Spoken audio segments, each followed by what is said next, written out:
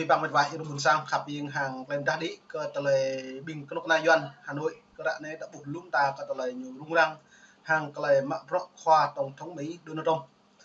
lần tờ lệ yua nhom bạ cơ tờ lệ nhiều rung răng cơ yua đã vẽ mừng cơ tờ lệ ngăn tu cha cơ tờ lệ khoai lệ từng cơ tờ lệ xịn lệ đồ vụ cha kẹng mút ma cái cha Mỹ nên phẩm minh chính nào câu cơ tờ lệ về hấp lệ từng kẹng cha Mỹ tụ chung lệ pi bằng trầm cái nằm với món ăn bằng lấy từng hàng lẻ đĩa tổng thống Donald Trump lấy ta bán lần lá cờ phật mạng nhú bộ keng úc mút mà cờ mọ hàng Trung Quốc có xịn lẻ lần chặt cái nhủ đó nên tôi hiện đĩa ta xem lăng bộ pi bằng phật bây giờ pro này úc Mỹ nhiều hi cờ Trung Quốc cờ mọ phật xem mất cờ Trung Quốc lại nhú mạ phật lấy từng hàng lẻ xịn lại đọc ngăn mang chặt Mỹ lên từng ram nông nọ trầm cái nào của nhú pia này chả nhú bố lên mạ dọn pia ban quyền cơ ta lại ngạ mại mọc này để nhìn lệ ban quyền tự nhú dọn đến tổng thống Mỹ nó lại nhú bút hạt rịa nó bây giờ pro này tum thun này nhú khăm xếp lăng lên từng nhân lạ nó này bố lại lâu tổng thống đồ Trump như đi pro tôi nhớ đã đi lâu như lệ biết khó đi pro có kèm trước khi cơ ta lại bộ bay bộ hẻm cạo lần chả bay một chả nhiều bộ hẻm cạo lần chả là như càng trước khi bộ càng tụ chung trong cái nào mút ma như chả nhiều từ đây như mút ma lần chả cái nhiều lên từ như không tụ chia lên từ tum tạo cái lần dần bé cấp đôi đồng thuế này mới nhớ tăng thuế nó lên bạ được việc mà nó lại lần vất vả đi lần chả ở Việt Nam như xưa năm Việt chưa kết lại Việt Nam hàng Trung Quốc lấy nhố xương nhiều kra sum áo bờ đà nổi chỉ này là này kra sum áo bờ đà mại 500 để đâu nhiều pre kra bởi này lần chặt Việt Nam sao mạc là mạc như mạc Trung Quốc dưới nó hai này là Trung Quốc miêu kệ mai tắm như mạc trong cái năm Trung Quốc vừa mạc Việt Nam sĩ dưới nó đã đang phát triển một cách lấy vật tê bờ đà sum áo bờ đà dây dép lum tả đang phát triển hai này là chính hàng Trung Quốc mặc giá chỉ vẹo một Việt Nam nó là Việt Nam rồi nhiều Trung Quốc lại nhiều mạng ngàn Việt này nó có mày càng rõ về mình vậy buồn sang cùng lòng mày đi bị bằng trong đấy mình ra còn luôn buồn sang để chơi cho mày đặt lại chơi new free đấy phạm minh chính hàng ông Tô Lâm lại rõ về hàng tổng thống Donald Trump càng lại sĩ ngàn ronere càng hàng lại hul lên từng càng mút mà biết lên trong phạm minh chính như lệ ta lại lấp lánh ta lại nguy ngờ hàng tổng thống Donald Trump này là bạc gôn màu xa rồi bộ thầu hạp vụ nên mày vệ xem lòng một bạn Hà Nội sẵn sàng giải quyết các quan ngại về thặng dư thương mại với chính quyền mới của Mỹ, theo Cổng Thông tin Chính phủ.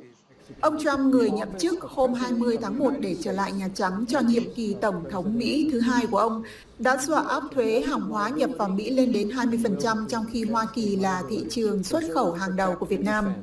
Tổng Bí thư Tô Lâm đã trao đổi trực tiếp với Tổng thống Trump. Ông chính được báo chính phủ trích lời nói tại Hội nghị Diễn đàn Kinh tế Thế giới đang diễn ra ở Davos của Thụy Sĩ khi được hỏi về việc liệu Việt Nam đã trao đổi với chính phủ của Tổng thống Trump chưa. Cũng đưa tin về cuộc đối thoại hôm 21 tháng 1 tại Diễn đàn Kinh tế Thế giới. Hãng tin Bloomberg cho biết ông chính nói rằng Việt Nam đang tìm giải pháp để cân bằng lại thặng dư thương mại với Hoa Kỳ khi nhắc lại lời hứa mua máy bay Boeing và bày nên nước phẩm minh chính cơ ta lệ cơ lệ chế prap met lệ tầng càng một kra cơ lệ cơ pro thế càng mút ma cơ ta lệ xịn lệ cái chả Mỹ lệ tầng như lệ cái lệ tầng do Mỹ lệ bòn kreng càng đu tự nhú để qua Boeing hàng tüm pro bo mạ mong tổng thống Joe Biden trôn bởi đi thằng lên trôn pan thôn đồ báo đồ lúc lâu trôn bây giờ nên những bạn đã bỏ lệ chính bộ màu đằng bộ màu thực thi của chị vừa rất lệ vừa đã hạt rẽ lệ từ nhiều hẹp lư cái đằng bộ màu tu ngăn đằng bởi anh đi lần chặt Việt Nam không lần tới này đã bộ vừa rất lệ Mỹ lệ nhiều nào như hẹp lên càng như đủ xăm như bộ như Việt Nam vừa gần vừa là phí bằng hạt rẽ lại Việt Nam như bộ còn ta làm lư cái chẳng Mỹ rồi nó là bài chơi hay này một niệm nạp trong tổng thống Donald Trump xu hướng có nhiều mà rõ là hiếm bạn đã bộ cộng sản để túi mất bởi đi lần chặt Mỹ là hiếm bao nhiêu chẳng hẹp trao đổi với vấn đề kinh tế về thị trường lên tướng cả lấy chiến lược như giàu chính trị có thể là thế giới này không phải đâu bộ nên tôi mới xem lăng ra này đối với đảng cộng sản Việt Nam đây là nạp tạp nhé có thể là tiếp nhớ mang lấy ngoại giao xong tới ngoại giao lấy nhiều bộ một thực thi ố bởi nôn nhớ có thể là rung cái nhập bộ nên ta bộ hai này không phải vì bằng hai này là rằng tít ở cột nghìn phụ tổ lâm vua lại tổ lâm lại một lo trách nhiều giả rõ lên tương mang nôn phẩm minh chính bộ người giàu Việt Nam lên luôn bộ người giàu như đồng bộ trong sai của họ hiếm bạc càng tùy mạng phần sự càng tùy mút ma phía trong cái nào dù đến hai này như tôi luôn có mạng trong plư tổng thống đồng hiếm bạc như tùy càng một tôi mượn phẩm minh chính như loại hiếm bạc nhu lệ mới sự một cái chấp ra cái lệ có thể lấy hiền hàng lại kể cả mới càng mút ma hàng lại sim lè trong cái nào lên tương như lệ cái lệ đóng tùm mỹ quan hạt nhô cả bộ màu trời úc có thể lấy đi qua wing nên nên mày về xem làm mỗi việc đang lấy lên này lấy dọn một bà tỏ sự quan tâm đến việc mua các mặt hàng công nghệ cao khác của Mỹ. Khi được hỏi có kế hoạch tới dinh thự Mar-a-Lago của ông Trump và chơi golf với Tổng thống Mỹ hay không, ông Chính nói ông sẵn sàng. Thế còn để mà chơi golf mà mang lại cái lợi ích cho quốc gia dân tộc thì tôi chơi golf cả ngày được. Sự mất cân bằng thương mại gia tăng với Mỹ và quyết tâm của ông Trump trong việc đưa nhiều việc làm trong lĩnh vực sản xuất trở về nước đang khiến Việt Nam trở thành mục tiêu của các chính sách bảo hộ dưới thời Trump. Việt Nam hiện có mức thặng dư thương mại cao thứ 3 với Mỹ sau Trung Quốc và Mexico. Con số này đã vượt quá 110 tỷ đô la trong 11 tháng đầu năm ngoái, cao hơn cả mức thâm hụt thương mại của cả năm 2023 của Mỹ với Việt Nam. Tổng thống Hoa Kỳ Donald giờ nó nước lại đã buộc pi bằng lại này lại giờ đã càng đi PR lên tướng Việt Nam nhiều không thòng màu tích mang lại phiền lên tướng mang lại rõ mạng chiến lược cái nhú lên tướng hàng lại tụ nhu lệ đơ đã hàng lại tua po cha là nhập lir này hàng lại tô ôm pít lại xịm le lên tướng lại phi bỏng lên có mũi bạc côn cho lại nó sao rồi mong ạc bỏng dua kết tale tak buh pi pang pro như cả nhóm mắc ai mà chủ luôn với mắc của mình tơ lệ phải pa cô mò sa rồi tâm mà ắt mạc mà xong á tua po cha phải đi không bị bịa như vậy dua đó nó đã xem làng này đã bộ nhiều chiến lược đáng cộng sản Việt Nam như một lấy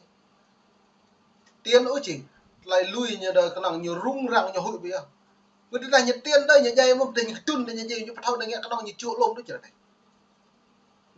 cho nên đây em mở ra này là phẩm chính lại nhập nhập đá đồng lại còn là loại về hạt thế bằng mắc cái nhú lề tường hàng lại này. Tổng thống Mỹ hay không, ông Chính nói ông sẵn sàng. Thế còn để mà chơi golf mà mang lại cái lợi ích cho quốc gia dân tộc thì tôi chơi golf cả ngày được. Bây giờ nó phẩm chính phải nhập được vải bây giờ từ đã chơi golf hàng như lễ hàng tổng thống Donald Trump xa mò lại tô ôm pít tua một lần chạm ạc lại một mặt lại chịu nè nó có mùi cồn xa rồi tạm biệt thế bởi nó rất là này đã vừa đã bố hiếu lại tiếp đáng còn sẵn Việt Nam hàng lại nhiều mạng rõ như vậy tạo bố mừng đi một lòn đi cái nhố bố nghèo xăm tạo mừng đi một năm hiếm bạ như là chỗ đồ của nhố tôi tổng thống Donald Trump này hiếm bạ là bố nhố kén vui mà hạ hàng đáng còn sẵn Việt Nam nó biết đang cộng sản Việt Nam đối với tổng thống Donald Trump lại bố lại tổng thống Donald Trump như lễ cơ Việt Nam nhờ lợi dụng cái tôn giáo lợi dụng nhân quyền chứ lợi dụng người nước Mỹ đó như lễ bộ một thực thi của bộ luật nhân quyền về tôn giáo lệ tống toàn cầu toàn diện úc trong nước như lễ chứ có lợi dụng nước Mỹ trong bố hẹp nữa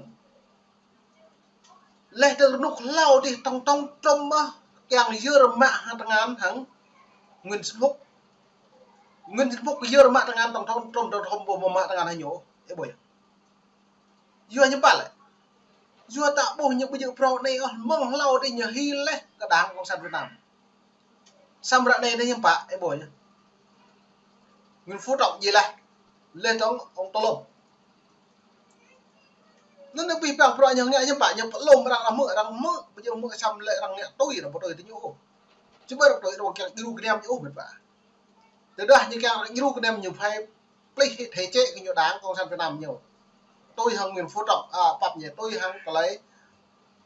Tô Lâm nhiều càng thay thế chỉ từ lấy lực hiện đang thay chế đang có sẵn Việt Nam càng một đối đa nguyên nên các có từ lấy lần cha họ cất trong cái nằm vật thì pa vật lại prak vật công ngăn vật chấp trong cái nằm ra càng jiru sáng lực tại Việt Nam vừa đây những món thực thi sam ta có đúng không ạ nhưng mà leo sam ta có đúng trong cái nằm đang trong jiru cái nó mệt vả mong này boleh kata lai kunuk na đang có sẵn Việt Nam nhiều rung prong mà lai từng hàng tụ pul kunuk na nhiều nhưng pak như nó càng mak peran sudah bicara mi càng tujuh punya dan mau nep nap isem lang dan lancar Việt Nam nhiều rung prong jua kata lai mi bu càng tujuh punya ini bon sang khap yang này mau 10 menit kata lai lên này ini dapat nih buat lai